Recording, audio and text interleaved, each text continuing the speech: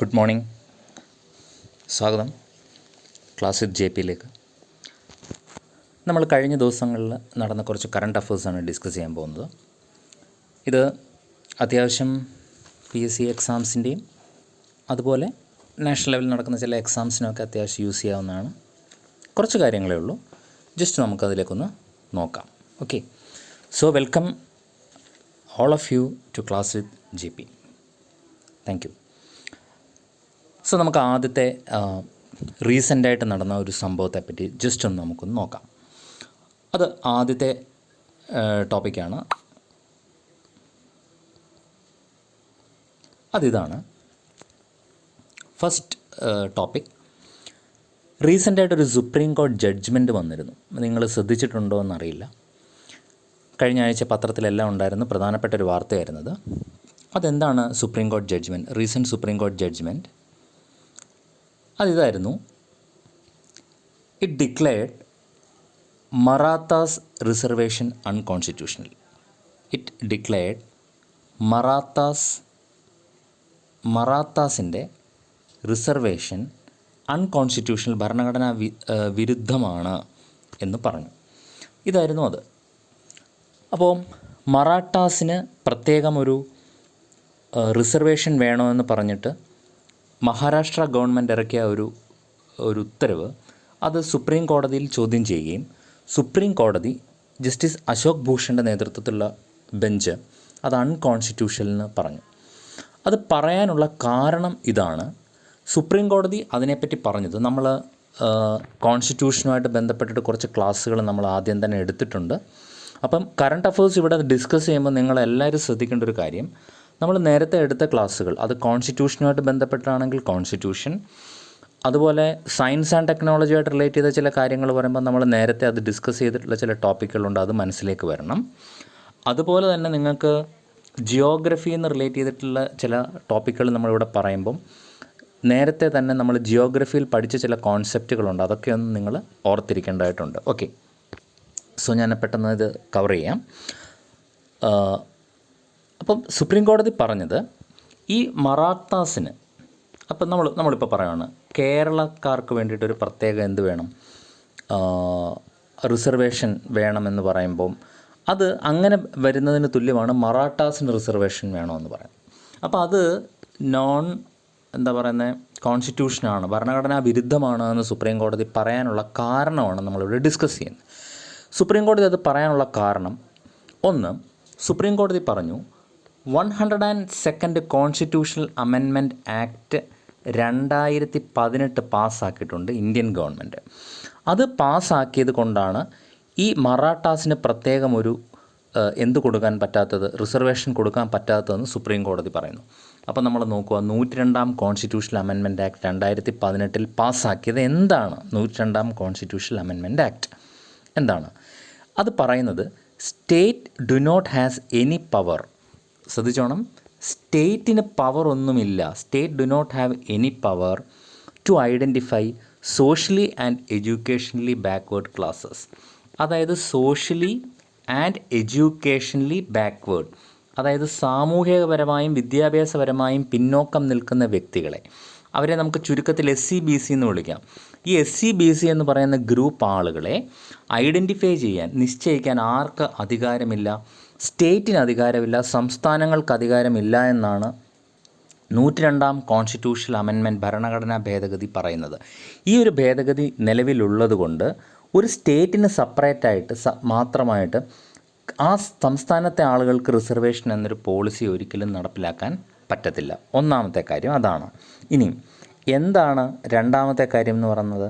രണ്ടാമത്തെ കാര്യം ശ്രദ്ധിച്ചോണം, ഇതാണ് രണ്ടാമത്തെ കാര്യം. ഇതാണ് രണ്ടാമത്തെ പോയിൻ്റ് എന്ന് പറയുന്ന ഇതാണ് എസ്റ്റാബ്ലിഷ്മെൻറ്റ് ഓഫ് NCBC. എന്താണ് ഈ NCBC എന്ന് പറയുന്നത്? നാഷണൽ കമ്മീഷൻ ഫോർ ബാക്ക്വേർഡ്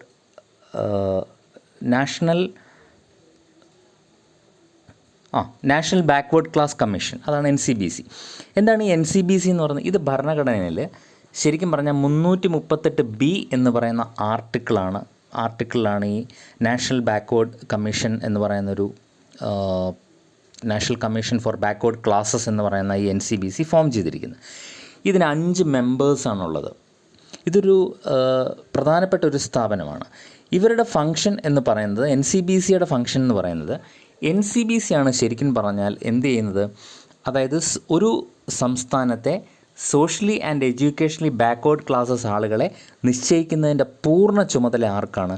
NCBCക്കാണ് ഉള്ളത്. ഓക്കെ, ഇതിൽ NCBC ലിസ്റ്റ് തയ്യാറാക്കുകയും ആ സംസ്ഥാനത്തുള്ള ആരൊക്കെയാണ് സാമൂഹികമായിട്ടും എഡ്യൂക്കേഷണലായിട്ടും പിന്നോക്കം നിൽക്കുന്നത് അവരുടെ ലിസ്റ്റ് തയ്യാറാക്കുകയും അത് പ്രസിഡൻറ്റിന് അയച്ചു കൊടുക്കുകയും വേണം. ഓക്കെ, അത് 324A എന്ന വകുപ്പ് പ്രകാരമാണ് ആര് ചെയ്യേണ്ടത്? NCBC അത് ചെയ്യേണ്ടത്. അങ്ങനെ വൺസ് ഈ ലിസ്റ്റ് പബ്ലിഷ് ചെയ്താൽ ആ ലിസ്റ്റ് പിന്നീട് പുനഃപരിശോധിക്കാൻ പാർലമെൻറ്റിന് മാത്രമേ അധികാരമുള്ളൂ, അല്ലാതെ ഒരു സംസ്ഥാനത്തിന് അധികാരമില്ല. ശ്രദ്ധിക്കണം. അപ്പോൾ ഇവിടെ 2 കാര്യങ്ങൾ നമ്മൾ പറഞ്ഞാണ്.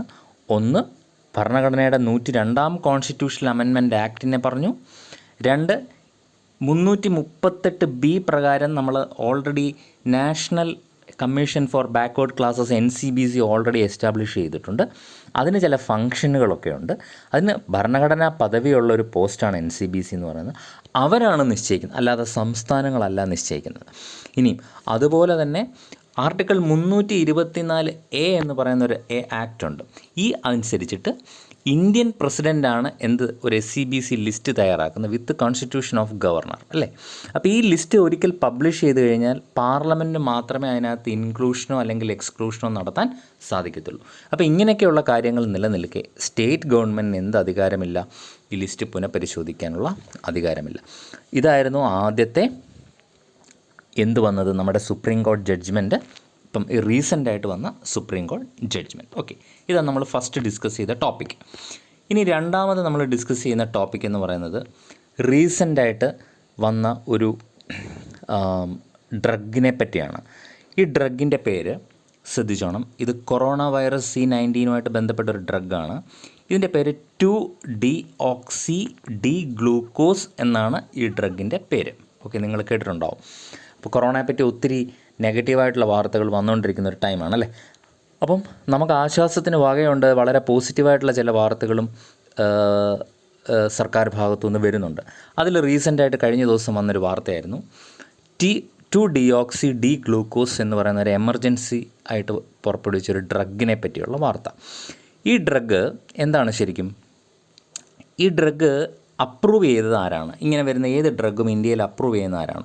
നമ്മളൊരു വാർത്ത കറണ്ട് അഫേഴ്സിൻ്റെ വായിക്കുമ്പം അതിൻ്റെ ആഴത്തിൽ അതിനെ ഒന്ന് അനലൈസ് ചെയ്ത് പഠിക്കുന്നത് എപ്പോഴും നല്ലതായിരിക്കും. ഏത് പരീക്ഷയ്ക്കും, കുഞ്ഞു പരീക്ഷ മുതൽ ഹയർ എക്സാംസിന് വരെ എപ്പോഴും ഒരു ഡ്രഗ് ഇന്ത്യയിൽ വരുന്നത് അപ്രൂവ് ചെയ്യുന്നത് drug control general of India DCGI ആണ് അത് അപ്രൂവ് ചെയ്യുന്നത്. ഓക്കെ, അത് നിങ്ങൾ മനസ്സിലാക്കിക്കണം. ഓക്കെ, എന്താണ് ഈ 2-deoxy-D-ഗ്ലൂക്കോസ് എന്ന് പറയുന്നത്? കൊറോണ ഇന്ത്യയിൽ വന്ന കഴിഞ്ഞ വർഷം തൊട്ട് തന്നെ ഇതുമായിട്ട് ബന്ധപ്പെട്ടുള്ള പരീക്ഷണങ്ങൾ നടന്നുകൊണ്ടിരിക്കുകയാണ്.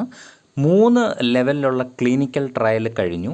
3 ലെവലിലുള്ള ക്ലിനിക്കൽ ട്രയൽ കഴിഞ്ഞ് കൊറോണ പേഷ്യൻസിൽ വളരെയധികം വാക്സിനും ഡ്രഗും തമ്മിൽ വ്യത്യാസമുണ്ട്. വാക്സിൻ വരാതിരിക്കാൻ എടുക്കുന്നതാണ്. ഡ്രഗ് എന്ന് പറഞ്ഞാൽ അറിയാമല്ലോ, നമുക്ക് വന്നതിന് ശേഷം അതിൻ്റെ തീവ്രത കുറയ്ക്കാനും രോഗം മാറാനും യൂസ് ചെയ്യുന്നതാണ്. അപ്പോൾ ആ ശ്രേണിപ്പെടുന്നൊരു ഡ്രഗാണ് ഏത്? ഈ പറഞ്ഞ 2-deoxy-D-ഗ്ലൂക്കോസ് എന്ന് പറയുന്നത്. ഇതിനെപ്പറ്റി ഇനി അടുത്ത് നമ്മൾ അറിയാനുള്ളത് ഇതാരാണ് ഈ ഡ്രഗ് ഉണ്ടാക്കിയത് എന്നുള്ളതാണ്. Okay, fine. ഇത് നിർമ്മിച്ചിരിക്കുന്നത് വേറെ ആരുമല്ല, DRDO ആണ്. ആരാണ് DRDO? ഡിഫൻസ് റിസർച്ച് ഡെവലപ്മെൻറ്റ് ഓർഗനൈസേഷനാണ് DRDO.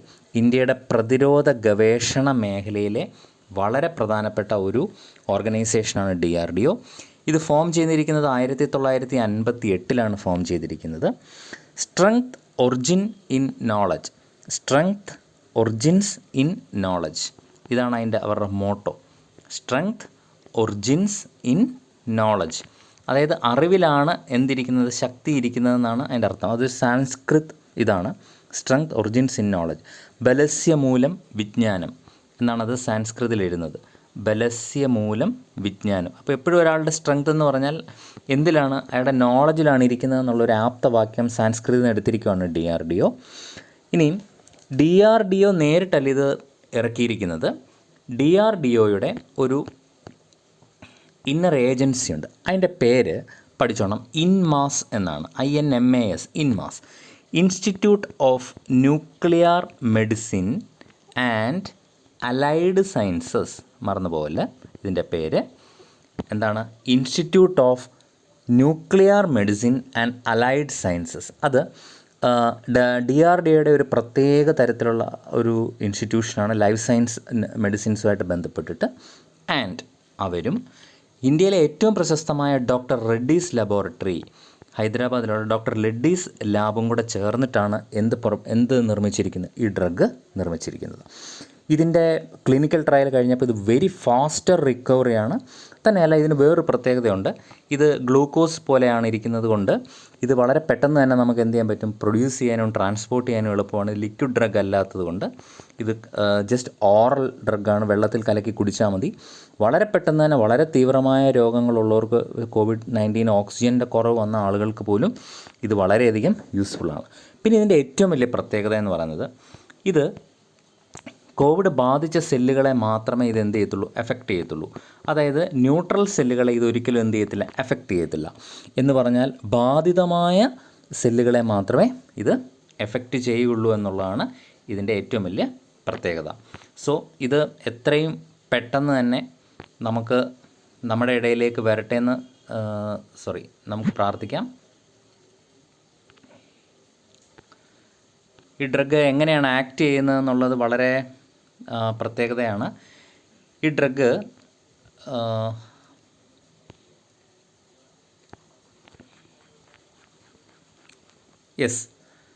നോക്കിയട്ടെ. ഇത് 2DG, ഈ ഡ്രഗിൻ്റെ പേര് നമ്മൾ പറഞ്ഞു, 2-deoxy-D ഗ്ലൂക്കോസ് ആണ്. ഇത് SARS-CoV-2 ബാധിച്ച ഒരു സെല്ലാണ്. അപ്പോൾ ഇതിൻ്റെ ഏറ്റവും വലിയ പ്രത്യേകത ഇതിൻ്റെ റിപ്ലിക്കേഷൻ ഇത് തടയുമെന്നുള്ളതാണ്. ഈ C വൈറസ് നമ്മുടെ ബോഡിയിൽ കയറി കഴിഞ്ഞാൽ ഇതിൻ്റെ ഏറ്റവും വലിയ പ്രശ്നം ഇതിൻ്റെ റിപ്ലിക്കേഷനാണ്. അപ്പോൾ ഇത് വളരെ പെട്ടെന്നാണ് റിപ്ലിക്കേറ്റ് ചെയ്ത് പല സെല്ലുകളിലേക്ക് പോകുന്നത്. അപ്പം ഈ ഡ്രഗ് ഇതിൻ്റെ നമ്മുടെ റിപ്ലിക്കേഷനെ തടയും. റിപ്ലിക്കേഷനെ തടയുന്ന മൾട്ടിപ്ലിക്കേഷനെ തടയുകയും നമുക്ക് പെട്ടെന്ന് തന്നെ ഒരു റിലീഫ് ഉണ്ടാവുകയും ചെയ്യും. ഓക്കെ, ഇനി അടുത്തത് റീസെൻ്റായിട്ട് വന്ന വേറൊരു ന്യൂസ് എന്ന് പറയുന്നത്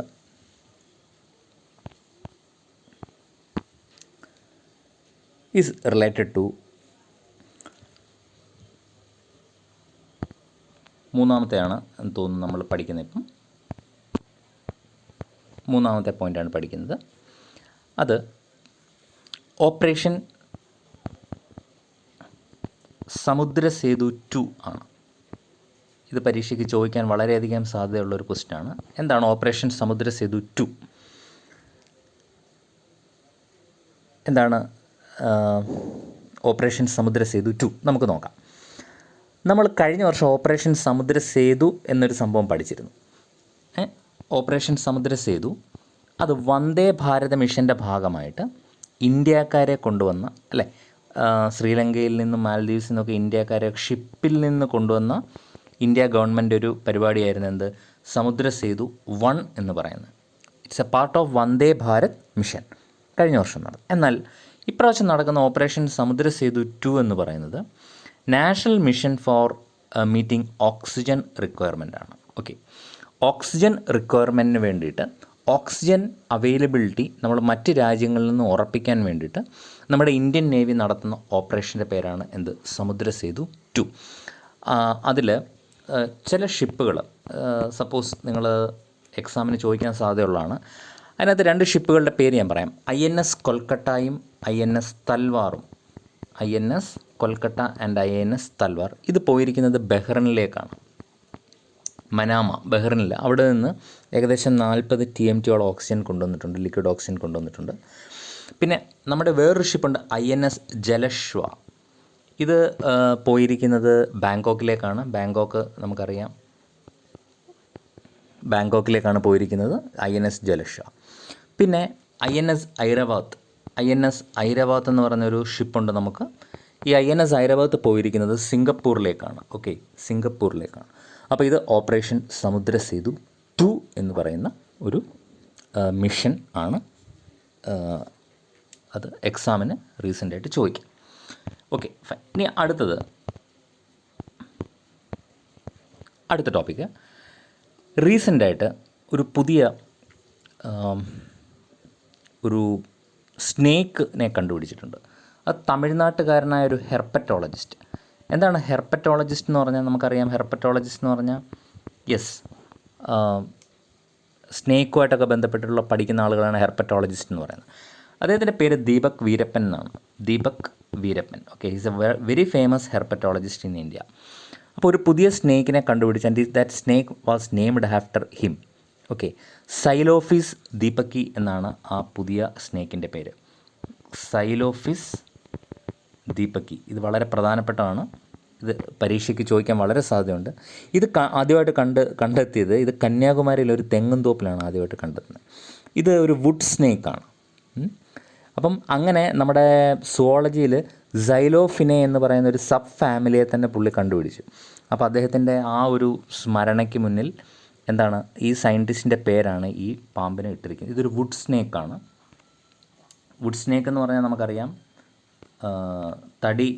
തടിയിലാണ് ഇത് കാണപ്പെടുന്നത്. ഓക്കെ, നമുക്ക് നോക്കാം.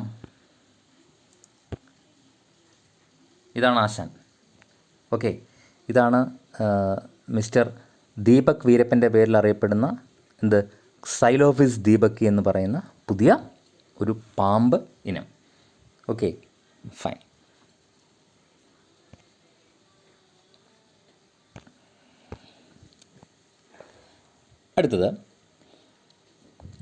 അടുത്ത ഒരു വാർത്ത കോവിഡുമായിട്ട് റിലേറ്റ് ചെയ്തിട്ടാണ്.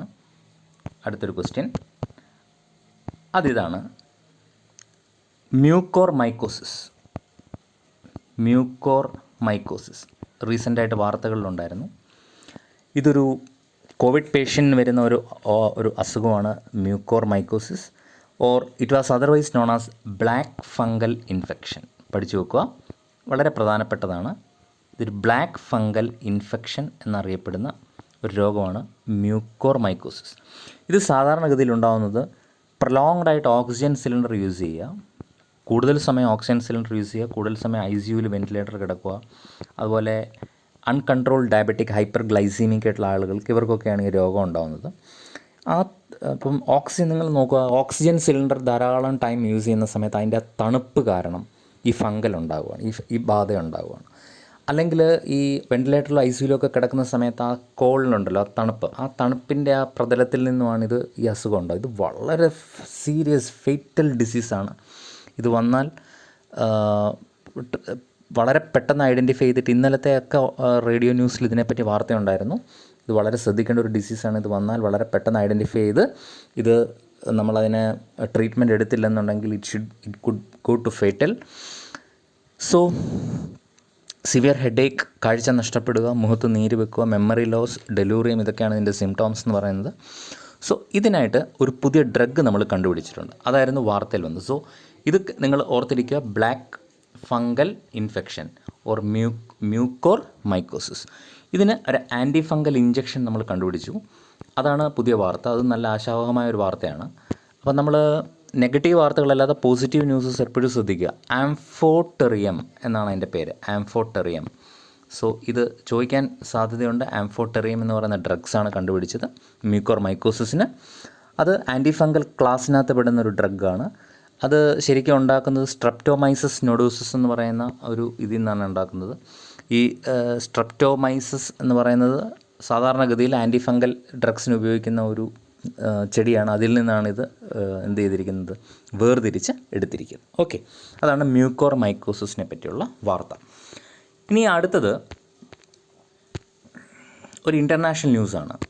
It is related to South Sudan. എന്താണ് ഈ സൗത്ത് സുഡാൻ്റെ പ്രത്യേകത? സൗത്ത് സുഡാനെ പറ്റി ഒരു വാർത്ത റീസെൻ്റായിട്ട് വന്നത് ഇതാണ്. അതിൻ്റെ പ്രസിഡൻ്റായിട്ടുള്ള സാൽവാ കീർ, അതിൻ്റെ പ്രസിഡൻറ്റിൻ്റെ പേരാണ് സാൽവാ കീർ. അപ്പോൾ നമ്മൾ എപ്പോഴും ശ്രദ്ധിക്കുക, ഏത് എക്സാം ആയാലും രാജ്യാന്തര തലത്തിലെ ഒരുവിധപ്പെട്ട ഒരു 10-50 രാജ്യങ്ങളിലെങ്കിലും പ്രധാനപ്പെട്ട പ്രസിഡൻറ്റുമാർ, അത് റീസെൻ്റായിട്ട് നടന്ന സംഭവങ്ങൾ മതി, അവിടെ എന്തെങ്കിലും പട്ടാള അട്ടിമറി നടന്നിട്ടുണ്ടോ, പുതിയ ഭരണകൂടം വന്നിട്ടുണ്ടോ, ഇതൊക്കെ വായിച്ചു വെക്കുക. കാരണം ഇത് പരീക്ഷയ്ക്ക് സ്ഥിരം ചോദ്യമാണ്. ഇനിയും സൗത്ത് സുഡാൻ പ്രസിഡൻ്റായിട്ടുള്ള സാൽവാ കീർ അവരുടെ പാർലമെൻറ്റിനെ ഡിസോൾവ് ചെയ്തു. എന്ന് വെച്ചാൽ അവരുടെ പാർലമെൻറ്റ് എന്ത് ചെയ്തു, പിരിച്ചുവിട്ടു എന്നുള്ളതായിരുന്നു വാർത്തയിൽ വന്നത്. അപ്പം ഇതൊരു പ്രധാനപ്പെട്ട വാർത്തയാണോ എന്ന് ചോദിച്ചാൽ, എന്നാലും സൗത്ത് സുഡാനെ പറ്റി നമ്മൾ അറിയേണ്ട ചില കാര്യങ്ങളുണ്ട്. സൗത്ത് സുഡാൻ ഒരു റീസെൻ്റായിട്ടുണ്ടായ ഒരു രാജ്യമാണ്. അതാണ് സൗത്ത് സുഡാൻ്റെ ഏറ്റവും വലിയ പ്രത്യേകത. റീസെൻ്റായിട്ടെന്ന് പറഞ്ഞാൽ വളരെ റീസെൻ്റായിട്ടുണ്ടായ രാജ്യമാണ് സൗത്ത് സുഡാൻ. അപ്പം നമ്മൾ യുണൈറ്റഡ് നേഷൻ്റെ ലിസ്റ്റ് നോക്കുകയാണെന്നുണ്ടെങ്കിൽ ഏറ്റവും അവസാനം രൂപം കൊണ്ട രാജ്യം ഏതാണെന്ന് ചോദിച്ചാൽ അതിൻ്റെ ഉത്തരം സൗത്ത് സുഡാനാണ്. ഓക്കെ, ജുബ എന്ന് പറയുന്ന സ്ഥലമാണ് എൻ്റെ ക്യാപിറ്റൽ. എന്താണ്? ജുബ. ഓക്കെ, ജുബ എന്നതാണ് ക്യാപിറ്റൽ. ഓക്കെ, ഇനിയും ഇതിനകത്ത് ഏറ്റവും വലിയ പ്രത്യേകത സൗത്ത് സുഡാനിലൂടെ ഒഴുകുന്നൊരു റിവറുണ്ട്. അതിൻ്റെ റിവറിൻ്റെ പേര് വൈറ്റ് നൈൽ എന്നാണ്. അതുകൊണ്ട് ഇത് മൗണ്ടൻ റിവർ എന്നും അറിയപ്പെടുന്നു. ഇപ്പം ഏറ്റവും റീസെൻ്റായിട്ടുണ്ടായ രാജ്യമായതുകൊണ്ട് തന്നെ എപ്പോഴും ശ്രദ്ധിക്കുക, അത് പരീക്ഷയ്ക്ക് എപ്പോഴും ചോദിച്ചിട്ടുണ്ട്. ഇതൊരു ലാൻഡ് ലോക്ക് കൺട്രിയാണ്. നിങ്ങൾക്ക് ഇതിൻ്റെ മാപ്പ് കാണുമ്പോൾ അറിയാം, ഇതൊരു ലാൻഡ് ലോക്ക് കൺട്രിയാണ്. ഇതിൽ പടിഞ്ഞാറ് വശത്ത് ആഫ്രിക്കൻ രാജ്യമാണ്. കിഴക്ക് വശത്ത് എത്യോപ്യയാണ്. ഇതിൻ്റെ പടിഞ്ഞാറ് വശത്ത് സെൻട്രൽ ആഫ്രിക്കൻ റിപ്പബ്ലിക്കാണ്. ഓക്കെ, മുകളിൽ സുഡാനുണ്ട്. പിന്നെ ഇവിടെ democratic republic of Congo, Uganda, Kenya ഇതൊക്കെയാണ് ഇവിടെ ഉള്ളത് അല്ലേ. ഇനിയും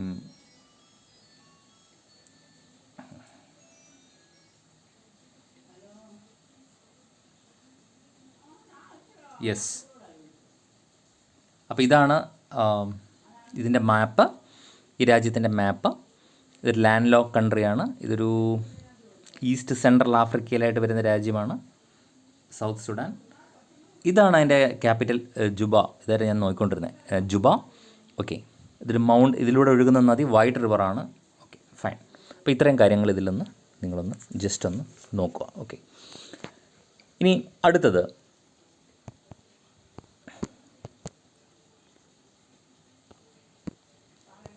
നമുക്ക് 30 മിനിറ്റ്സ് ആകുമ്പോഴത്തേക്ക് വൈൻഡപ്പ് ചെയ്യണം. അടുത്ത ക്വസ്റ്റ്യൻ ഇതാണ്, സ്വാമിത. എന്താണ് Swamitva scheme?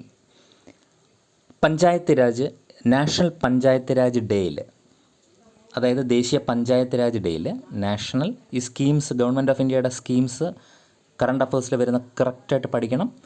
National Panchayat Raj day എന്നാണ് നാഷണൽ പഞ്ചായത്ത് രാജ് ഡേ.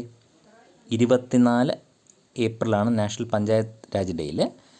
ഇന്ന് 2021 പ്രൈം മിനിസ്റ്റർ പുറത്തിറക്കിയ സ്കീമാണ് സ്വാമിത. ഇതൊന്നുമില്ല, ഇത് ശരിക്കും റവന്യൂ ഡിപ്പാർട്ട്മെൻറ്റുകാർക്കുമായിട്ട് ബന്ധപ്പെട്ടൊരു സംവിധാനമാണ്. ഇതിൽ ചെയ്യുന്നതെന്ന് വെച്ചാൽ ഡ്രോൺ സർവേ ആണ്. മറന്നുപോലെ, ഇതെന്താണെന്ന് ചോദിച്ചാൽ മറക്കല്ല, ഇതൊരു ഡ്രോൺ സർവേ ആണ്. എന്താണ് ഈ ഡ്രോൺ സർവേ എന്ന് പറഞ്ഞാൽ? ഡ്രോൺ എന്ന് പറഞ്ഞാൽ എന്താ നമുക്കറിയാം, പറക്കുന്ന ആ ഉപകരണം. ഈ ഡ്രോൺ ഉപയോഗിച്ചിട്ട് നമ്മുടെ വസ്തുക്കൾ, ഗ്രാമീണ മേഖലയിലെ നഗരമേഖലകളിലൊക്കെ വസ്തുക്കളെ കൃത്യമായി എന്ത് ചെയ്യുന്നു, നമ്മൾ എന്താ പറയുക, അളന്ന് തിട്ടപ്പെടുത്തുന്ന ഈ പ്രോസസ്സാണ് എന്തെന്ന് പറയുന്നത് ആ സ്കീമാണ് Swamitva scheme. SVAMITA Swamitva scheme. So ഇത് പ്രോപ്പർട്ടി റൈറ്റ്സ് റവന്യൂ ഡിപ്പാർട്ട്മെൻറ്റ് വെച്ചിട്ട് നമ്മളിതിൻ്റെ വസ്തുക്കളെ അളന്ന് തിട്ടപ്പെടുത്തുന്ന സ്കീമാണ് സ്വാമിത സ്കീം എന്ന് പറയുന്നത്. ഓക്കെ, ഇനി അടുത്ത ഒരു ടോപ്പിക്ക് ഇതാണ്. നമ്മൾ റീസെൻ്റായിട്ടൊരു ന്യൂസ് വന്നിരുന്നു. അതായത് നെഹ്റു സുവോളജിക്കൽ പാർക്കിലെ കുറച്ച് ഏഷ്യാറ്റിക് ലയൺസിന് എന്തുപറ്റി? ഏഷ്യാറ്റിക് ലയൺസിന് കോവിഡ് സ്ഥിരീകരിച്ചു. അതായത് ആദ്യമായിട്ടാണ് ഒരു മൃഗങ്ങൾക്ക് കോവിഡ് സ്ഥിരീകരിക്കുന്നത്. ആശങ്കാജനകമായൊരു സംഭവമാണ് സത്യത്തിൽ, അല്ലേ? അപ്പോൾ ഇത് കണ്ടുപിടിച്ചത് ആരാണ് എന്നാണ് ക്വസ്റ്റ്യൻ. അപ്പോൾ അത് ചോദിക്കാൻ സാധ്യതയുണ്ട്. അത് അപ്പം ഞാൻ ഓർക്കുന്നുണ്ട്, ഈ വാർത്ത വന്ന സമയത്ത് ഏതൊരു ട്രോൾ വന്നു, ഈ ഏഷ്യാറ്റിക് ലയണിൻ്റെ മൂക്കിനകത്ത് ഇത് ടെസ്റ്റ് ചെയ്തവൻ്റെ ധൈര്യം ഒന്ന് സമ്മതിക്കണമെന്ന് പറഞ്ഞിട്ടല്ലേ.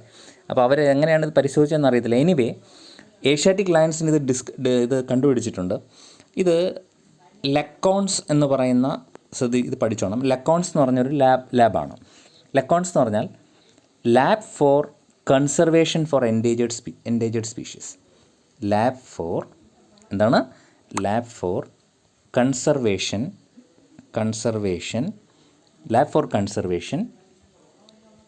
Four endangered species. എന്താണ് എൻഡേഞ്ചേർഡ് സ്പീഷീസ് എന്ന് പറഞ്ഞാൽ?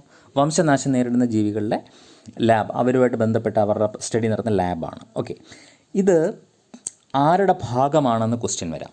അത് CCMBയുടെ ഭാഗമാണ്. ആരാണ് ഈ CCMB എന്ന് പറഞ്ഞാൽ? Centre for cellular and molecular biology. വളരെ പ്രധാനപ്പെട്ടാണ്. Centre for cellular and molecular biology. അവരുടെ പാർട്ടാണ് ഈ ലക്കോൺസ് ലാബ് എന്ന് പറയുന്നത്. ലക്കോൺസ് ലാബാണ് Asiatic lions Nehru zoological park, എനിക്കൊന്ന് മുംബൈ ആണെന്ന് തോന്നുന്നു. അവിടുത്തെ ഏഷ്യാറ്റിക് ലയൺസിനെ ആണ് 8ഓളം ലയൺസിന് നമ്മുടെ COVID-19 കൺഫേം ചെയ്തിട്ടുണ്ട്. ഓക്കെ, ഇനിയും എൻ്റെ ചോദ്യം ഇതാണ്, ആരാണ് ഏഷ്യാറ്റിക് ലയൺ എന്ന് പറയുന്നത്? ഏഷ്യാറ്റിക് ലയണിൻ്റെ പ്രത്യേകത എന്താണ്? ഏഷ്യാറ്റിക് ലയൺ എന്ന് പറയുന്നത് ഒരു പാന്തറ ലിയോ പോപ്പുലേഷനിൽ പെട്ട ആളാണ്. Okay, Panthera Leo. അത് ഏഷ്യാറ്റിക് ലയൺ കാണപ്പെടുന്ന എവിടെയാണ്? ഗിറിലാണ്. ഗിർ ഫോറസ്റ്റിലാണ് അല്ലേ.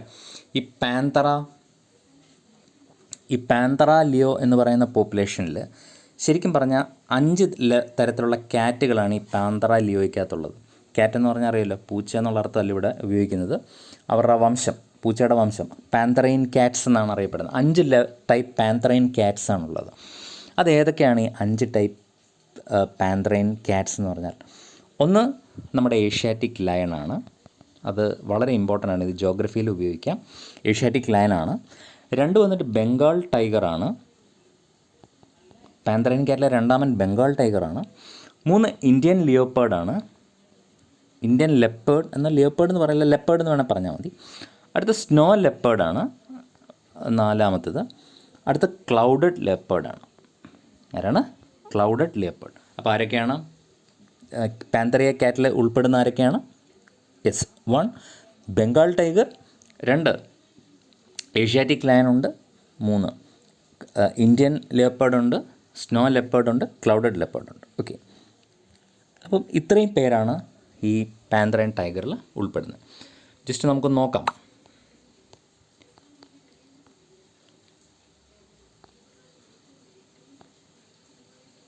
യെസ്, ഇവനാണെന്ത്? Asiatic lion. ഏഷ്യാറ്റിക് ലയൺ ഇദ്ദേഹമാണ് ഏഷ്യാറ്റിക് ലയൺ. ഇനി അടുത്തത്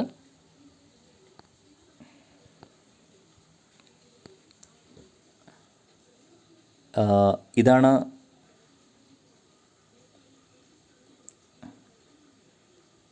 ഇന്ത്യൻ ലെപ്പേർഡ്.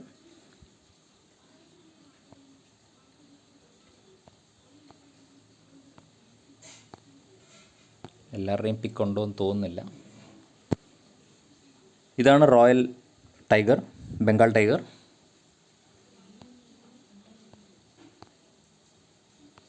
യെസ്, ഇതാണ് സ്നോ ലെപ്പേർഡ്, മഞ്ഞുപുലി. ഇനി വേറൊരു അപകടകാരിയായ ആളും കൂടെ ഉണ്ട്. ഇദ്ദേഹമാണ് ക്ലൗഡഡ് ലെപ്പേർഡ്. തിരിച്ചറിയാൻ പറ്റില്ല, പമ്മി ഇരുന്ന് അറ്റാക്ക് ചെയ്യും. ക്ലൗഡഡ് ലെപ്പേർഡ് എന്ന് പറയും. Okay, yes. ഇനിയും അടുത്തൊരു ക്വസ്റ്റ്യൻ ഉണ്ട്. അതിതാണ്, റീസെൻ്റായിട്ട് നമ്മൾ ലോകമെല്ലാം ഇങ്ങനെ ഞടുങ്ങിയിരിക്കുമായിരുന്നു. ഒന്ന് കൊറോണ കയറ്റി വിട്ടു. ഇനി കൊറോണ കയറ്റി വിട്ടതിന് പുറകെ അടുത്ത ഒരു സംഭവം ഉണ്ടായിരുന്നു. എന്താണ്? ഒരു Chinese long March 5B rocket. ആ പേരങ്ങോർത്താൽ മതി അല്ലേ. ഇന്ത്യൻ ഓഷ്യനിൽ വന്ന് വീണ് കേരളത്തിന് ഏകദേശം 1445 കിലോമീറ്റർ അകലെയാണ്. വെറും 1445 കിലോമീറ്റർ അകലെയാണ് ലക്ഷദ്വീപിൽ നിന്നും ദൂരത്താണ് ഇത് വീണത്. ഇന്ത്യൻ ഓഷ്യനിലാണ് വീണത്. എന്താണ് ഇതിൻ്റെ പേര്? Long March 5B rocket. Okay അല്ലേ. ചൈനീസിൻ്റെ ലോങ് മാർച്ച് 5B റോക്കറ്റാണ് ഇന്ത്യൻ ഓഷ്യനിൽ വീണത്. ഇനിയും എന്താണ് ഇതിൻ്റെ പ്രത്യേകത? പ്രത്യേകിച്ച് നിങ്ങൾ നോക്കേണ്ട ആവശ്യമില്ല. ഈ ഇന്ത്യൻ ഓഷ്യൻ എന്ന് പറയുന്ന ഭാഗം ഒന്ന് പഠിച്ചാൽ നല്ലതാണ്. ജസ്റ്റ് ഒന്ന് നോക്കി വെക്കുന്നത് നല്ലതാണ് എപ്പോഴും. കാരണം Indian ocean, bay of Bengal, Arabian sea എന്നൊക്കെ ധാരാളം ജിയോഗ്രഫി ഏരിയയിൽ നിന്ന് ധാരാളം ചോദ്യങ്ങൾ സാധാരണഗതി വരാറുണ്ട്. ഇതാണ് ഇന്ത്യൻ ഓഷ്യൻ. ഇവിടുത്തെ പ്രത്യേകത, ഈ ഇന്ത്യൻ ഓഷ്യനിലെ ചില ഐലൻഡുകൾ ഒന്ന് ശ്രദ്ധിച്ചാൽ നല്ലതായിരിക്കും. ഓക്കെ, 3rd ലാർജസ്റ്റ് വാട്ടർ ബോഡിയാണ് ഇന്ത്യൻ ഓഷ്യൻ എന്ന് പറയുന്നത്. ഏകദേശം 170.5 മില്യൺ കിലോമീറ്ററാണ് ഇതിലുള്ളത്. ഇത് ശരിക്കും ബൗണ്ടഡ് ബൈ ഇന്ത്യൻ സബ് കോണ്ടിനെൻറ്റിൻ്റെ നോർത്ത്, വടക്ക് ഇന്ത്യൻ സബ് കോണ്ടിനെൻ്റാണ് അല്ലേ. വടക്ക് വശത്ത് ഇന്ത്യൻ സബ് കോണ്ടിനെൻ്റാണ്. ആഫ്രിക്ക ഇൻ ദ വെസ്റ്റ്, പടിഞ്ഞാറിലെ വെസ്റ്റാണ്. പടിഞ്ഞാറ് വെസ്റ്റ് എന്നല്ല, പടിഞ്ഞാറ് ആഫ്രിക്കയാണ്. ഓസ്ട്രേലിയൻ്റെ ഈസ്റ്റിൽ ഓസ്ട്രേലിയയാണ്. ഇനി സൗത്ത് ഓഷ്യൻ അല്ലെങ്കിൽ അന്റാർട്ടിക് ഓഷ്യൻ്റെ സൗത്തിൽ അന്റാർട്ടിക് ഓഷ്യനാണ്. ഇങ്ങനെയാണ് ഇന്ത്യൻ ഓഷ്യൻ്റെ ഒരു കിടപ്പ്. പിന്നെ ഇന്ത്യൻ ഓഷ്യൻ്റെ പടിഞ്ഞാറ് ഭാഗത്തായിട്ട്, അതായത് ഈ ഭാഗത്തായിട്ട് ചില ദ്വീപുകളുണ്ട്, അതൊന്ന് പഠിച്ചു വെക്കുക. സെഷിലസ്, മഡഗസ്കർ, മൗറീഷ്യസ്, അതുപോലെ ഇതാണ് മൗറീഷ്യസ്. അതിൽ കേപ്പ് ഓഫ് അഗാഗസ് എന്ന് പറഞ്ഞൊരു മുനമ്പുണ്ട്.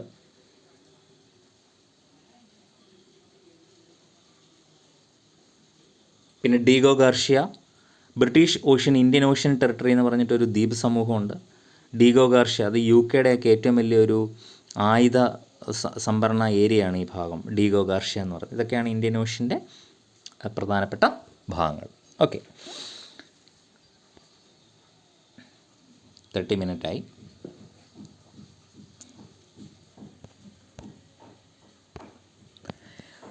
സോ ഇനിയും അടുത്തൊരു ടോപ്പിക്ക് എന്താണ്, ഒരു ടോപ്പിക് കൂടെ ഉള്ളൂ ഇനി, അതുകൂടെ പറഞ്ഞിട്ട് നമുക്ക് വൈൻഡപ്പ് ചെയ്യാം തോന്നുന്നു. യെസ്, ആ ടോപ്പിക് എന്താണ്? റീസെൻ്റായിട്ട് വന്ന നമ്മുടെ, ഇപ്പോഴും മഴ പെയ്തുകൊണ്ടിരിക്കുകയാണല്ലേ, അത് മാത്രമേ ഉള്ളൂ. ഇനി നോക്കട്ടെ. ഒരു കാര്യം കൂടെ ഉണ്ട്, ജസ്റ്റ് ഒന്ന് ഓർത്തോണം. ഇന്ത്യയെ G7 ഉച്ചകോടിക്ക് വിളിച്ചിട്ടുണ്ട്. India has been invited to G7. India G7 member അല്ല. അടുത്ത പോയിൻ്റായിട്ട് നിങ്ങൾ എഴുതിക്കണം. ഇന്ത്യ G7 മീറ്റിങ്ങിൽ വിളിച്ചിട്ടുണ്ട് ഗസ്റ്റായിട്ട്. ആരാണ് G7? ഞാൻ GK കോഡ് പഠിപ്പിച്ച സമയത്ത് പറഞ്ഞു G7 നേഷൻ ഓർത്തിരിക്കാൻ ഒരു കോഡ് എന്താണ്? ഗേൾ ഫ്രണ്ടിൻ്റെ കൂടെ ജ്യൂസ് കുടിക്കാൻ പോയി, GF ജ്യൂസ്. ജപ്പാൻ, യെസ്, ഏതൊക്കെയാ? Japan, US, Italy, Canada, England അല്ലെങ്കിൽ UK, ജർമ്മനി, ഫ്രാൻസ്. ഇത്രയും രാജ്യങ്ങളാണ് G7 രാജ്യങ്ങളെന്ന് പറയുന്നത്. ഓക്കെ, ഇനി എപ്പോഴും ശ്രദ്ധിച്ചോണം, ഈ G7 രാജ്യത്തിൽ റഷ്യ മെമ്പർ ആയിട്ടുണ്ടോ? ഇതൊരു കൺഫ്യൂസിങ് ക്വസ്റ്റ്യൻ ആണ്. ഇത് പരീക്ഷയ്ക്ക് ഇതിനെ ബേസ് ചെയ്തിട്ട് ക്വസ്റ്റ്യൻ വന്നിട്ടുണ്ട്. റഷ്യ 97 ഇതിനകത്ത് മെമ്പർ ആവുകയും 2014 പുറത്താവുകയും ചെയ്തു. അപ്പം അന്ന് റഷ്യ മെമ്പർ ആയപ്പോൾ ഈ G7 വിളിച്ചിരുന്നത് G8 എന്നാണ്. പിന്നെ വീണ്ടും അത് എന്തായി തന്നെ മാറി, G7 ആയി തന്നെ മാറി. ഓക്കെ, അപ്പോൾ അതുകൊണ്ട് റഷ്യ ഇതിൽ മെമ്പർ അല്ല, നിലവിൽ മെമ്പർ അല്ല. ഓക്കെ, ഇത്രയും കാര്യങ്ങൾ ഓർക്കുക. G7. ഇനി റീസെൻ്റായിട്ട് ഒരു കാര്യം കൂടിയേ ഉള്ളൂ, നമ്മൾ ബാക്കിയെല്ലാം പറഞ്ഞു എന്ന് തോന്നുന്നു. ഓക്കെ, അതെന്താണ്? അതോടൊന്ന് പറഞ്ഞിട്ട് വളരെ പെട്ടെന്ന് നമുക്ക് നിർത്താം. അത് ഇപ്പോഴത്തെ പുതിയ ന്യൂനമർദ്ദമാണ് അല്ലേ, സൈക്ലോൺ. എന്താണ്? തൗക്തെ എന്നാണ് ഈ സൈക്ലോണിൻ്റെ പേര്. ഇപ്പോൾ റീസെൻ്റായിട്ട് നമ്മൾ ഈ തൗക്തെ എന്ന് പറയുന്ന സൈക്ലോൺ എന്ത് അടിച്ചുകൊണ്ടിരിക്കുകയാണ്. അതിൻ്റെ കാറ്റൊക്കെ വന്നുകൊണ്ടിരിക്കുന്നു. സാധാരണഗതിയിൽ ഈ സൈക്ലോൺ എന്ന് പറയുന്ന അറേബ്യൻ സീലാണ്, ബേ ഓഫ് ബംഗാളാണ് സാധാരണഗതിയിൽ ഉണ്ടാകുന്നത്. പക്ഷേ ഇത്തവണത്തെ സൈക്ലോൺ അടിച്ചിരിക്കുന്നത് വെസ്റ്റേൺ പാർട്ട് ഓഫ് അറേബ്യൻ സീലാണ്. അതായത് ഏകദേശം ലക്ഷദ്വീപിൻ്റെ പടിഞ്ഞാറ് വശത്തായിട്ടാണ് ഇത് അടിച്ചത്. മെയ് 14 ഇത് അടിച്ചത്. ഇതിപ്പോൾ ലക്ഷദ്വീപിലേക്ക് മൂവ് ചെയ്തുകൊണ്ടിരിക്കുകയാണ്.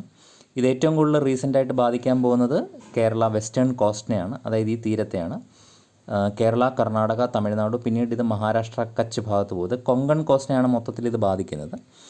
അതിനുശേഷം ഇത് പിന്നീട് ഇത് മ്യാൻമറിലേക്ക് നീങ്ങുകയും എന്ന് പറയുന്നുണ്ട്. പിന്നെ അത് ഇത് മ്യാൻമറിലേക്കല്ല, ഇത് വെസ്റ്റ് കോസ്റ്റിനെ ബാധിച്ചിട്ട് പിന്നീട് ഇത് ഒമാൻ തീരത്തിലേക്ക് പോകുന്നു എന്നാണ് പറയുന്നത്, ഒമാൻ തീരത്തിലേക്ക്.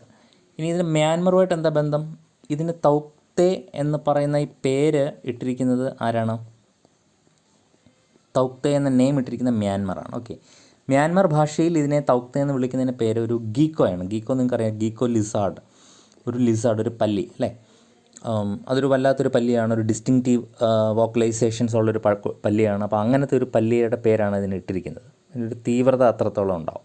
ഓക്കെ, ഇനി എന്താണ് ശരിക്കും പറഞ്ഞാൽ ഈ സൈക്ലോൺ എന്ന് പറയുന്നത്?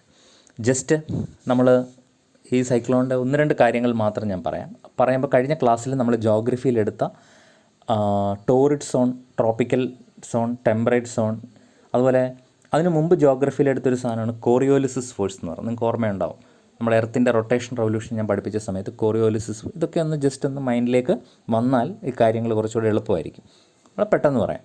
സാധാരണഗതിയിൽ ഈ സൈക്ലോൺ അല്ലെങ്കിൽ ചുഴലിക്കാറ്റ് എന്ന് പറയുന്നത് ന്യൂനമർദ്ദത്തിൽ നിന്നാണ് ഉണ്ടാകുന്നത്. ന്യൂനമർദ്ദം ഫോം ചെയ്തു നമ്മൾ പറയാം അല്ലേ. ന്യൂനമർദ്ദത്തിന് ഇംഗ്ലീഷ് ഡിപ്രഷൻ എന്നാണ് പറയുന്നത്. Okay, fine. അപ്പോൾ എങ്ങനെയാണ് ഈ സൈക്ലോൺ ഉണ്ടാകുന്നത്? വളരെ ബേസിക് ആയിട്ടുള്ള 1-2 കാര്യങ്ങൾ മാത്രമേ ഞാൻ പറയുന്നുള്ളൂ. ശരിക്കും സൈക്ലോൺ എന്ന് പറഞ്ഞാൽ 2 ടൈപ്പ് ഉണ്ട്. അതിലൊന്ന് ട്രോപ്പിക്കൽ സൈക്ലോണും ഒന്ന് ടെമ്പറേറ്റ് സൈക്ലോൺ ഉണ്ട്. ഓക്കെ, ശ്രദ്ധിച്ചോണം. 2 തരത്തിലുള്ള സൈക്ലോണുകളുണ്ട്. എന്താണ് ട്രോപ്പിക്കൽ സൈക്ലോൺ എന്ന് പറഞ്ഞാൽ? യെസ്, ട്രോപ്പിക് റീജിയനിൽ അടിക്കുന്ന സൈക്ലോൺ. എന്താണ് ട്രോപ്പിക് റീജിയൻ? ഞാൻ നിങ്ങളെ കഴിഞ്ഞ ജോഗ്രഫി ക്ലാസ്സിലേക്ക് കൊണ്ടുപോവാണ്. ട്രോപ്പിക് അല്ലെങ്കിൽ ടോറിഡ് സോൺ എന്ന് പറഞ്ഞാൽ എന്താണ് നിങ്ങൾ പഠിച്ചു. ട്രോപ്പിക് ഓഫ് ക്യാൻസറിനും ട്രോപ്പിക് ഓഫ് കേപ്രിക്കോണിനും ഇടയ്ക്കുള്ള റീജിയനാണ് ടോറിഡ് സോൺ അല്ലെങ്കിൽ ട്രോപ്പിക് സോൺ.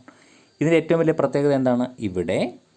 ഇവിടെ യെസ്, സൺ നേരെ വെർട്ടിക്കൽ റേസാണ് സണ്ണിനെ അടിക്കുന്നത്. അതുകൊണ്ട് തന്നെ ഇവിടെ നല്ല ചൂടും നല്ല ഹ്യൂമിഡിറ്റി ആയിരിക്കും ഈ ട്രോപ്പിക്കൽ സോണിൽ ഉണ്ടാകുന്നത്. ഓക്കെ, ടെമ്പറേറ്റ് സോൺ എന്ന് പറഞ്ഞാൽ എന്താണ്? ഇതിന് മുകളിലുള്ള ഏരിയയാണ്. അതായത് ഈ ഭാഗമാണ് ടെമ്പറേറ്റ് സോൺ എന്ന് പറയുന്നത്. ടെമ്പറേറ്റ് സോൺ എന്ന് പറഞ്ഞാൽ ഇൻ ബിറ്റ്വീൻ അന്റാർട്ടിക് സർക്കിളിനും ആർട്ടിക് സർക്കിളിനും ഇടയ്ക്ക്, അതായത് നോർത്തേൺ പോളിനും സതേൺ പോളിനും ആ ഭാഗത്തായിട്ടാണ് ടെമ്പറേറ്റ് സോൺ ഉണ്ടാകുന്നത്. അതിനും ഈ ട്രോപ്പിക് ഓഫ് ക്യാൻസറിനും ഇടയ്ക്കായിട്ടുള്ള റീജിയനാണ് ടെമ്പറേറ്റ് സോൺ. ഇവിടെ വരുമ്പോൾ താഴെ വരുമ്പോൾ ട്രോപ്പിക് ഓഫ് സൗതേൺ പോളിനും ട്രോപ്പിക് ഓഫ് കേപ്രിക്കോണിനും ഇടയ്ക്കുള്ള റീജിയനാണ് ടെമ്പറേറ്റ് സോൺ. അപ്പോൾ അവിടെ അടിക്കുന്ന സൈക്ലോണിന് ടെമ്പറേറ്റ് സൈക്ലോൺ എന്ന് പറയും. ഓക്കെ, ഇനി സൈക്ലോണിന് പല പേരുകളുണ്ട്. ചില ഏരിയകളിൽ ഇപ്പോൾ സൈക്ലോൺ എന്ന പേര് ശരിക്കും പറഞ്ഞാൽ ഇന്ത്യൻ ഓഷ്യനിലും അറേബ്യൻ സീയിലും ബേ ഓഫ് ബംഗാളിലും അടിക്കുന്ന കാറ്റിനെയാണ് നമ്മൾ എന്തെന്ന് പറയുന്നത്? സൈക്ലോൺ എന്ന് പറയുന്നത്. ഓക്കെ, ഇനി അത് സൗത്ത് ചൈന സീ അല്ലെങ്കിൽ പസഫിക്കിൻ്റെ ചില ഏരിയകളിലും സൗത്ത് ചൈന സീയിലും അതിനെ ടൈഫൂൺ എന്നാണ് പറയുന്നത്. ടൈഫൂൺ. ഓക്കെ, ഇനിയും അത് ചിലയിടത്ത് കരീബിയൻ സീയിലും അറ്റ്ലാന്റിക്കിലും ഒക്കെ അതിൻ്റെ പേര് ഹറിക്കൻ എന്നാണ്. ഹറിക്കെയിൻ. ഇനിയും ഓസ്ട്രേലിയയിൽ അതിനെ വില്ലി എന്ന് വിളിക്കും. വില്ലി. ഇതൊക്കെ നമ്മൾ പഠിച്ചിട്ടുണ്ട്, സ്കൂൾ ലെവലിൽ പഠിച്ചിട്ടുള്ള കാര്യങ്ങളാണ്. ഓക്കെ, ഇങ്ങനെ പല പേരിലാണ് അറിയപ്പെടുന്നത്. എനിവേ ഇതെല്ലാം ഒരു സാധനം തന്നെയാണ്, സംഭവത്തിൽ വലിയ വ്യത്യാസമൊന്നുമില്ല. ഓക്കെ, ഇനിയും ഈ സൈക്ലോൺ എപ്പോഴും അടിക്കാൻ അതിൻ്റെ എന്താണ് അതിന് പിന്നിലുള്ളൊരു ശാസ്ത്രം വളരെ ചെറുതായിട്ടേ പറയുന്നുള്ളൂ. സൈക്ലോൺ എവിടെയുണ്ടോ അവിടെ ഒരു ലോ പ്രഷർ റീജിയൻ ഉണ്ട് എന്നാണ് അർത്ഥം. ഓക്കെ, ശ്രദ്ധിച്ചോണം. അപ്പം ലോ പ്രഷർ റീജിയൻ എന്ന് പറയുന്നതിനാണ് ന്യൂനമർദ്ദം എന്ന് പറയുന്നത്. ഒരു ന്യൂനമർദ്ദം ഉണ്ടാകുമ്പോൾ അവിടെ സംഭവിക്കുന്നത് അതിന് ചുറ്റും അപ്പോൾ ഹൈ പ്രഷർ റീജിയൻ ആയിരിക്കുമല്ലോ ഉള്ളത്. അപ്പോൾ എപ്പോഴും ഈ ന്യൂനമർദ്ദം സംഭവിക്കുമ്പോൾ ഹൈ പ്രഷറിൽ നിന്നും എന്ത് സംഭവിക്കും? ലോ പ്രഷറിലേക്ക് എന്ത് സംഭവിച്ചുകൊണ്ടിരിക്കും? കാറ്റ് പോയിക്കൊണ്ടിരിക്കും. ഇതാണ് അതിൻ്റെ ബേസിക് ആയിട്ടുള്ളൊരു സംഗതി. ഇനി എന്തുകൊണ്ടാണ് ലോ പ്രഷർ ഉണ്ടാകുന്നതെന്ന് ചോദിച്ചു കഴിഞ്ഞാൽ ഈ ട്രോപ്പിക്കൽ ഏരിയയിൽ വളരെ ഹൈ ടെമ്പറേച്ചറാണ്, വളരെ ഹൈ മോയ്സ്ചറാണ്. അപ്പോൾ അതുകൊണ്ട് തന്നെ ഇപ്പം നമുക്ക് നോക്കാം, സാധാരണഗതിയിലുണ്ടാകുന്ന ബേ ഓഫ് ബംഗാളിലാണ്, പക്ഷേ തൗക്ത ഉണ്ടായിരിക്കുന്ന അറേബ്യൻ സീയിലാണ്. ഇപ്പോൾ ബേ ഓഫ് ബംഗാളിൽ വാട്ടർ ബോഡി ഇതാണ് കടലെന്ന് വെച്ചു. അപ്പോൾ ഇവിടെ ഡയറക്റ്റ് ടെമ്പറേച്ചർ ഓൾമോസ്റ്റ് 27 ഡിഗ്രി ആയിരിക്കും കുറേ കാലങ്ങൾ. അങ്ങനെ ഡയറക്റ്റായിട്ട് ആ സർഫസ് ടെമ്പറേച്ചർ കൂടുന്ന സമയത്ത് വാട്ടർ മോളിക്യൂൾസ് എന്ത് ചെയ്യുന്നു? മുകളിലേക്ക് പോകുന്നു. അത് ഘനീഭവിച്ച് പ്രിസിപ്പിറ്റേറ്റ് ചെയ്ത് മുകളിലെത്തുന്ന സമയത്ത് അവിടെ നിന്ന് ധാരാളം ടെമ്പറേച്ചറിനെ അത് വെളിയിലേക്ക് വിടുന്നു. എവിടെ കൂടുതൽ ടെമ്പറേച്ചർ ഉണ്ടാകുന്നു അവിടെ ലോ പ്രഷർ റീജിയൻ ക്രിയേറ്റ് ചെയ്യുന്നു. ലോ പ്രഷർ റീജിയൻ ക്രിയേറ്റ് ചെയ്യുന്ന സമയത്ത് അതിനപ്പുറത്ത് ഹൈ പ്രഷർ റീജിയനിൽ നിന്ന് ലോ പ്രഷർ റീജിയനിലേക്ക് കാറ്റടിക്കും അല്ലേ. ഈ കാറ്റടിക്കുന്ന സമയത്ത് അവിടെ കോറിയോലിസിസ് ഫോഴ്സ് ഉണ്ട്. കോറിയോലിസിസ് ഫോഴ്സ് എന്താണെന്ന് നമ്മൾ പറഞ്ഞായിരുന്നു. കോറിയോലിസിസ് ഫോഴ്സ് എന്ന് പറഞ്ഞാൽ എന്താ? ശരിക്കും ഭൂമി സ്പിൻ ചെയ്തുകൊണ്ടിരിക്കുകയാണെന്ന് നമുക്കറിയാം അല്ലേ. ഭൂമി സ്പിൻ ചെയ്തുകൊണ്ടിരിക്കുന്ന സമയത്ത് നോർത്തേൺ ഹെമിസ്ഫിയറും സതേൺ ഹെമിസ്ഫിയറും നമുക്കുണ്ട്. നോർത്തേൺ ഹെമിസ്ഫിയറിൽ ആൻറ്റി ക്ലോക്ക് വൈസിലും സതേൺ ഹെമിസ്ഫിയറിൽ ക്ലോക്ക് വൈസ് ഡയറക്ഷനിലും റൊട്ടേഷൻ നടക്കും. അപ്പോൾ ഈ സമയത്ത് ഈ കോറിയോലിസിസ് ഫോഴ്സ് കാരണം ഹൈ പ്രഷറിൽ നിന്ന് ലോ പ്രഷറിലേക്ക് കാറ്റടിക്കുന്നത് എന്ത് ചെയ്യും? ഒരു ചുഴി പോലെ വേൾ ചെയ്യും, കറങ്ങും. അതിൻ്റെ റിസൾട്ടിൽ നിന്നാണ് എന്തുണ്ടാകുന്നത്? സൈക്ലോൺ ഉണ്ടാകുന്നത്. വളരെ ചുരുക്കി മാത്രമേ ഞാൻ പറഞ്ഞിട്ടുള്ളൂ, ജിയോഗ്രഫി ക്ലാസ്സിൽ വിശദമായിട്ട് നമ്മൾ എടുക്കുന്നതാണ്.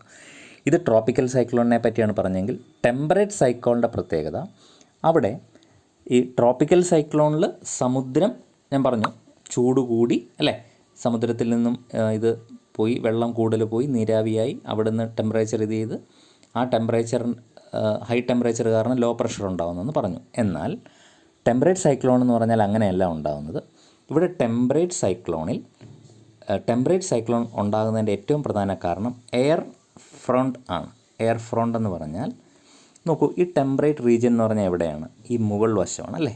മുകൾ വശം എന്ന് പറഞ്ഞാൽ ഇത് നോർത്ത് പോളാണ് ഇവിടെ. അപ്പോൾ പോളാർ റീജിയനാണ് ഇവിടെ. ഇവിടെ എന്താണ്? താഴെ ഈ ടെമ്പറേറ്റ് സോണിൻ്റെ താഴെ ട്രോപ്പിക്കൽ ഏരിയ ആണ്. അപ്പോൾ ഇവിടെ സംഭവിക്കുന്നത് ഈ ട്രോപ്പിക്കൽ ഭാഗത്തു നിന്നുള്ള ചൂട് കാറ്റും പോളാർ റീജിയണിൽ നിന്നുള്ള തണുത്ത കാറ്റും തമ്മിൽ ചേർന്നിട്ട് ഒരു കൺവെർജൻസ് റീജിയൻ ഉണ്ടാവും. മനസ്സിലാവുന്നുണ്ടോ? ഇതിനെയാണ് എയർ ഫ്രണ്ട് എന്ന് പറയുന്നത്. അപ്പോൾ ഈ എയർ ഫ്രണ്ട് ക്രിയേറ്റ് ചെയ്യുന്ന ഏരിയയിൽ ലോ പ്രഷർ ഫോം ചെയ്യും. പിന്നെ ബാക്കി കഥയെല്ലാം പഴയ പോലെ. അതിൽ നിന്നും ആ ചുറ്റുവട്ടമെല്ലാം ഹൈ പ്രഷറായിരിക്കും. ഹൈ പ്രഷറിൽ നിന്ന് ലോ പ്രഷറിലേക്ക് കാറ്റ് അടിച്ചുകൊണ്ടിരിക്കും. തുടർന്ന് സൈക്ലോൺ രൂപപ്പെടുകയും ചെയ്യും. ഓക്കെ, അപ്പോൾ ഇത്രയുമാണ് എന്തിൻ്റെ പ്രത്യേകത, ഈ സൈക്ലോണിൻ്റെ പ്രത്യേകത. അപ്പോൾ നമ്മൾ എന്ത് പഠിക്കുമ്പോഴും അതിനെ കറണ്ട് അഫേഴ്സുമായിട്ട് റിലേറ്റ് ചെയ്ത് പഠിച്ചാൽ നല്ലതായിരിക്കും. കാരണം അങ്ങനെ പഠിക്കുന്ന സമയത്ത് നമുക്ക് കുറച്ചുകൂടെ ഒരു ഐഡിയ കിട്ടും. ഇനി ഇവിടെ നിന്ന് ശ്രദ്ധിക്കാം. നോക്കൂ,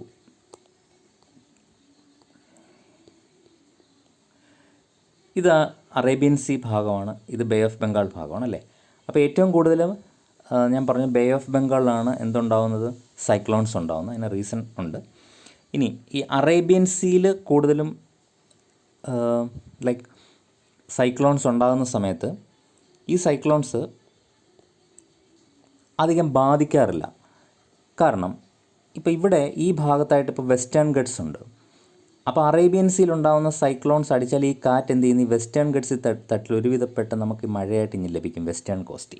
ഈ സൈക്ലോൺ അമിതമായിട്ട് എന്ത് ചെയ്യത്തില്ല, നമ്മളെ ബാധിക്കുന്നില്ല. വെസ്റ്റേൺ ഗട്ട് ഒരു ഉരുക്ക് കോട്ടയാണ്. എന്നാൽ ഈ ഈസ്റ്റേൺ ഗട്ട്സ് എന്ന് പറയുന്നത് വെസ്റ്റേൺ ഗട്ട്സ് പോലെ കണ്ടിന്യൂസ് റേഞ്ച് അല്ല, മറിച്ച് വിട്ടുവിട്ടിട്ടുള്ള ഭാഗങ്ങളാണ്. ഓക്കെ, അപ്പോൾ അതുകൊണ്ട് ബേ ഓഫ് ബംഗാളിൽ നിന്നുണ്ടാകുന്ന കാറ്റ് നേരിട്ട് ഈ റീജിയനിലേക്ക്, അതുകൊണ്ടാണ് ഈ ഒഡീഷ ബംഗാൾ ഭാഗത്തൊക്കെ എപ്പോഴും കാറ്റടിക്കുന്നത്. അതൊരു റീസണാണ്. ഇനി വേറൊരു റീസണുണ്ട്. ആ റീസൺ നമുക്ക് നോക്കാം. ഇവിടെ നിന്ന് ശ്രദ്ധിച്ചാൽ നിങ്ങൾക്കറിയാം, ഈ അറേബ്യൻ സീയുടെ ഈ ഭാഗം വളരെ വിശാലമാണ്. എന്നാൽ ബേ ഓഫ് ബംഗാളിൻ്റെ ഈ ഭാഗം കുറച്ച് ഇടുങ്ങിയതാണ്. ഇത് വിശാലമാണ്, ഇത് ഇടുങ്ങിയതാണ്. അപ്പോൾ വിശാലമായതുകൊണ്ട് തന്നെ ഇവിടെ അഥവാ സൈക്ലോൺ ഉണ്ടായാലും അതിൻ്റെ എഫക്റ്റ് ഇവിടെ വരുന്നില്ല. അതേസമയം ഇതൊരു ഇടുങ്ങിയ പോർഷൻ ആയതുകൊണ്ട് അതിൻ്റെ എഫക്റ്റ് നമുക്ക് പെട്ടെന്ന് കിട്ടുകയും ചെയ്യും. ഇനി വേറൊരു റീസൺ കൂടെ. ബേ ഓഫ് ബംഗാൾ ഭാഗങ്ങളിൽ എപ്പോഴും നിങ്ങൾ നോക്കുക, ഹിമാലയൻ നദികളായാലും പെനിൻസുലാർ റിവേഴ്സ് ആയാലും ഒക്കെ ഈ ഒഴുകുന്നത് ബേ ഓഫ് ബംഗാളിലേക്കാണ്. അപ്പോൾ എപ്പോഴും ഈ ഫ്ലോ ഓഫ് വാട്ടർ ഈ കടലിലേക്ക് ഉണ്ടാകുന്നു. ഈ ഫ്ലോ ഓഫ് വാട്ടർ ഉണ്ടാകുന്നതുകൊണ്ട് നിലവിലുള്ള വെള്ളം തണുക്കുന്നതിന് മുന്നേ തന്നെ പെട്ടെന്ന് ചൂടായി അത് മുകളിലേക്ക് പോകുന്നു. മനസ്സിലാവുന്നുണ്ടോ? അപ്പോൾ അതുകൊണ്ട് അറേബ്യൻ സീയിൽ സൈക്ലോൺ ഉണ്ടാകുന്നതിനേക്കാട്ടിൽ കൂടുതൽ ചൂടായിട്ട് വെള്ളം മുകളിലേക്ക് പോകാമെന്ന് പറഞ്ഞാൽ എന്താണ്, അവിടെ ലോ പ്രഷർ ഉണ്ടായെന്നാണ് അർത്ഥം. ഹൈ പ്രഷർ കഥ പഴയത് തന്നെ. ഹൈ പ്രഷറിൽ ലോ പ്രഷറിലേക്ക് കാറ്റടിക്കുന്നു, സൈക്ലോൺ ഫോം ചെയ്യുന്നു. അപ്പോൾ ഇത്രയും കാര്യങ്ങളാണ് സൈക്ലോണുമായിട്ട് ബന്ധപ്പെട്ടിട്ട് ഉള്ളത്. ഓക്കെ, ഇനി ഒരു ഒറ്റ പോയിൻ്റ് കൂടെ ഉള്ളൂ, അതോടെ കഴിഞ്ഞാൽ നമുക്ക് നിർത്താം. അരമണിക്കൂർ നിർത്തണമെന്ന് വിചാരിച്ചാണ്. അത് ഹിപ്പോക്സിയ എന്ന് പറയുന്ന ടേമാണ്. ഹിപ്പോക്സിയ എന്താണ് ഹിപ്പോക്സിയ എന്ന് പറയുന്നത്? ഇതിനകത്ത് ഇനി ഇൻ്റലക്ച്വൽ പ്രോപ്പർട്ടി ട്രിപ്സ് എന്ന് പറഞ്ഞിട്ടൊരു എഗ്രിമെൻ്റ് ഉണ്ട്, trade related intellectual property right. അത് ഇനി പറയാൻ സമയമില്ല, അത് വേറെ അവസരത്തിൽ പറയാം. ഹിപ്പോക്സിയ കൂടെ പറഞ്ഞു നിർത്താം. ഹിപ്പോക്സിയ എന്ന് പറഞ്ഞാൽ ബോഡിയിലെ ഓക്സിജൻ ലെവൽ കംപ്ലീറ്റ് കുറഞ്ഞു വരുന്ന അവസ്ഥയാണ് ഹിപ്പോക്സിയ. അതായത് insufficient oxygen content in blood, അതിനാണ് ഹിപ്പോക്സിയ. ഇനി ഹിപ്പോക്സിയ 0 ലെവലിലേക്ക് വന്നാൽ അതിനെ വിളിക്കുന്ന പേര് അനോക്സിയ എന്നാണ്. അത് ഒട്ടുമില്ലാത്ത അവസ്ഥയാണ് അനോക്സിയ എന്ന് പറയുന്നത്. ഇനി ഇത് സാധാരണ വരുന്നത് മല കയറുന്നവർക്ക്. ഓക്കെ, അപ്പം ഈ മല കയറുന്നവർക്ക് ഹയർ റീജിയനിലേക്ക് പോകുമ്പോൾ ഹൈ ആൾട്ടിറ്റ്യൂഡ് പൾമനറി എഡീമ എന്ന് പറഞ്ഞൊരു അസുഖം ഉണ്ടാകാറുണ്ട്. ഹൈ ആൾട്ടിറ്റ്യൂഡ് പൾമനറി എഡീമ എന്ന് പറഞ്ഞൊരു അസുഖം ഉണ്ടാകാറുണ്ട്. അതുപോലെ ഹൈ ആൾട്ടിറ്റ്യൂഡ് സെറിബ്രൽ എഡീമ എന്ന് പറയുന്ന അസുഖം ഉണ്ടാകാറുണ്ട് മുകളിലേക്ക് പോകുന്നവർക്കൊക്കെ. നിങ്ങൾ അരുണിമ സിൻഹ എന്ന് പറയുന്ന ലേഡിയെ പറ്റി നിങ്ങൾ വായിച്ചിട്ടുണ്ടാവും. ഒരു കാലുകൊണ്ട് മാത്രം ഒറ്റക്കാൽ ആംബ്യൂട്ടി ആയിരിക്കുന്ന ഒറ്റക്കാൽ ഉപയോഗിച്ചിട്ട് അവർ എവറസ്റ്റ് ക്ലൈം ചെയ്ത ആളാണ്. So she was the first amputee to climb Everest. അപ്പോൾ അവർ പറയുന്നുണ്ട് ഇങ്ങനത്തെ അവരുടെ യാത്രാ അനുഭവത്തെപ്പറ്റി. അവരുടെ ഒരു ബുക്കുണ്ട്, ബോൺ അഗെയിൻ ഇൻ മൗണ്ടൻസ്, അതിൽ പറയുന്നുണ്ട്. അപ്പോൾ ഇപ്പോഴത്തെ ഈ കോണ്ടെക്സ്റ്റ് ഞാൻ ഹിപ്പോക്സിയ പറയാൻ കാരണം എന്താണെന്നറിയോ? വെറും ഹിപ്പോക്സിയെ പറ്റിയല്ല ഞാൻ പറയുന്നത്. ഞാൻ വേറൊരു ടേമാണ്, കോവിഡ് റിലേറ്റ് ചെയ്തിട്ടൊരു ടേമാണ്. അതിൻ്റെ പേര് ഹാപ്പി ഹിപ്പോക്സിയ എന്നാണ്. നിങ്ങൾ പത്രത്തിലൊക്കെ വായിച്ചിട്ടുണ്ടോ? ഹാപ്പി ഹിപ്പോക്സിയ. എന്താ ഈ ഹാപ്പി ഹിപ്പോക്സിയ എന്ന് പറഞ്ഞാൽ? ഹാപ്പി ഹിപ്പോക്സിയ എന്ന് പറഞ്ഞാൽ വളരെ അൺയൂഷ്വൽ ആയിട്ടുള്ളൊരവസ്ഥയാണ് ബോഡിയുടെ. അതായത് അതിനെ സൈലൻറ്റ് ഹിപ്പോക്സിയ എന്നും പറയും. സാധാരണഗതിയിൽ ഒരു വ്യക്തിയുടെ ബോഡിയിൽ ബ്ലഡിൽ എത്രയാണ് ഓക്സിജൻ ലെവൽ വേണ്ടത്? കംഫർട്ടബിൾ 94 ആണ്. അത് അളക്കുന്നത് ഓക്സിമീറ്റർ ഉപയോഗിച്ചിട്ടാണ് അല്ലേ. അപ്പം 94 ആൻഡ് എബോവ് ഹെൽത്തിയാണ്. 94 താഴെ വന്ന് 90 താഴെ വന്ന് 85 താഴെ വന്നാൽ അപകടമാണ്. അപ്പം നോർമൽ 94 ആണ് വേണ്ടത്. ഇനി ഇവിടെ സംഭവിക്കുന്ന ഹാപ്പി ഹിപ്പോക്സിയയിൽ സംഭവിക്കുന്നത് 94 സാധാരണഗതിയിൽ ഓക്സിജൻ ലെവൽ താഴുമ്പോഴേക്കും എന്ത് സംഭവിക്കും? നമുക്ക് ഡിഫിക്കൽറ്റി ഉണ്ടാവും. അതിനനുസരിച്ചുള്ള സിംറ്റംസ് ബോഡി കാണിക്കും. എന്നാൽ ഈവൻ 80 ആയാലും 75 ആയാലും 70 ആയാലും 60 വരെ താഴുന്ന ആളുകൾക്ക് പോലും എന്ത് കാണിക്കുന്നില്ല? സിംറ്റംസ് കാണിക്കുന്നില്ല എന്ന് മാത്രമല്ല. അപ്പം അങ്ങനെ സിംറ്റംസ് കാണിക്കാതിരിക്കുന്ന സമയത്ത് എന്താണ് പ്രശ്നം? നമ്മളതിനെപ്പറ്റി ബോധേഡാവുന്നില്ല അല്ലേ. ആൻഡ് വളരെ പെട്ടെന്ന് ആ പേഷ്യൻ്റ് ഒരു സുപ്രഭാതത്തിൽ വളരെ പെട്ടെന്ന് അയാൾ വളരെ കോമ സ്റ്റേജിലേക്കോ അല്ലെങ്കിൽ വളരെ സീരിയസ് കണ്ടീഷനിലേക്ക് പോവുകയും അയാൾ പെട്ടെന്ന് മരണപ്പെടുകയും ചെയ്യും. അപ്പോൾ ഇങ്ങനൊരു അവസ്ഥയാണ് ഹാപ്പി ഹിപ്പോക്സിയ എന്ന് പറയുന്നത്. സോ ഇതിപ്പോൾ റീസെൻ്റായിട്ട് ഈ കോവിഡിൽ വന്നിട്ട് അത് ഇപ്പോഴത്തെ കോവിഡ് കേസിൽ കാണപ്പെടുന്നൊരു അവസ്ഥയാണ് ഹാപ്പി ഹിപ്പോക്സിയ എന്ന് പറയുന്നത്. ഓക്കെ, സോ ഇത് തിരിച്ചറിയാൻ ഏറ്റവും വലിയ മാർഗ്ഗം എന്ന് പറഞ്ഞാൽ discolouration of skin and lips വരുന്നു എന്ന് ശ്രദ്ധിക്കുക എന്നുള്ളതാണ്.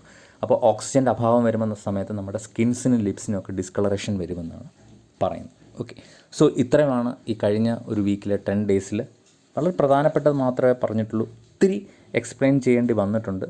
സോ അത് നമ്മുടെ ഇപ്പോഴത്തെ എല്ലാ എക്സാംസിൻ്റെ ഒരു ലെവൽ വെച്ചിട്ട് നോർമലി ഒരു കറണ്ട് അഫേഴ്സ് അല്ല, അത് കുറച്ച് ആഴത്തിൽ നോക്കിയെങ്കിൽ മാത്രമേ നമുക്ക് മനസ്സിലാക്കാൻ പറ്റുള്ളൂ. സോ അതുകൊണ്ട് മാത്രമാണത് എക്സ്പ്ലെയിൻ ചെയ്തത്. Okay, so thank you very much for your patient hearing. Okay, thank you.